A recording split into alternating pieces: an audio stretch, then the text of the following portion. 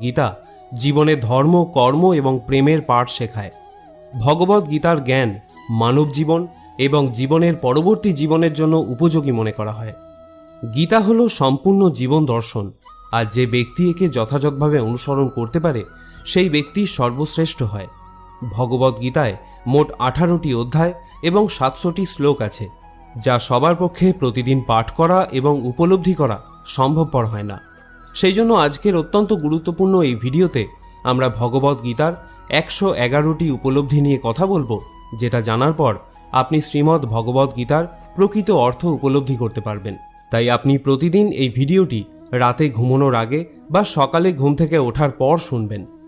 তাহলে চলুন এগোনো যাক পৃথিবীর সেই মহাজ্ঞানের ভাণ্ডারের দিকে, যা ভগবান শ্রীকৃষ্ণ স্বয়ং নিজের মুখে বলেছিলেন। শ্রীকৃষ্ণ বলেন, এই সংসার আমারই তৈরি মায়া দ্বারা আচ্ছন্ন। এই সংসার আমার দ্বারা